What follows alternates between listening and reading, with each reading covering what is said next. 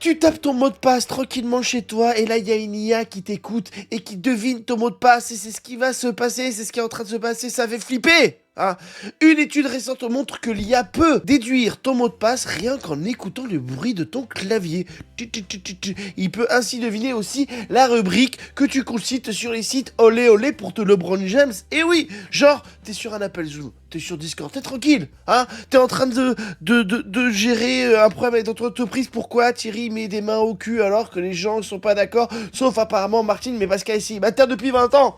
Et là, tu tapes un mot de passe. Et là, bim, si un de tes collègues qui met le petit logiciel qui rentre en jeu pour enregistrer les bruits, et ben ils peuvent deviner à 95% ton mot de passe. Donc là, on parle d'un hacker, pas un hacker en hoodie, pas un hacker un peu qui se cache dans la nuit, non. C'est un hacker, c'est ton collègue qui fait des call teams, hein. C'est celui qui veut te voler ton mot de passe pour poser des vacances à ta place, comme ça lui peut partir en août, et toi, comme un con, tu pars en septembre alors que t'as des gamins. Maintenant, peut-être que ton mot de passe ou les appels que tu fais téléphoniques, il faut revenir aux morses. Peut-être qu'il y aura moins de problèmes, en tout cas.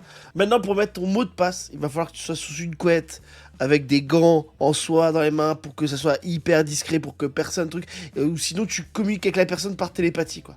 Moi, je regrette le Minitel, il n'y avait pas ce problème-là. Okay. Je regrette le Minitel. Avec tous vos ordinateurs, votre internet, là. Le Minitel, c'était un vrai truc. Il n'y avait pas de virus, il n'y avait pas de truc, parce que personne n'y était. Alors, ce qui est marrant dans l'histoire, il y a Mark Zuckerberg qui a eu un mot de passe pourri.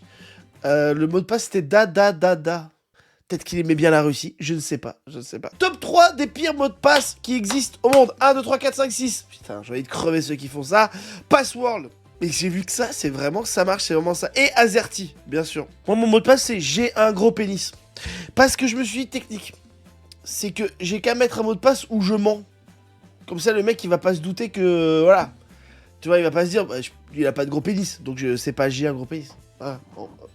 Morale de l'histoire, utilise un gestionnaire de mots de passe active à double authentification et tu seras sauvé en 2025. Dis-moi ce que t'en penses en commentaire. Vraiment, le meilleur moyen pour pas te faire piquer les mots de passe, c'est que tu fais tu mets tes couilles sur ton trackpad de ton Mac ou de ton PC et là, en fait, ça authentifie tes couilles. Là, bah voilà.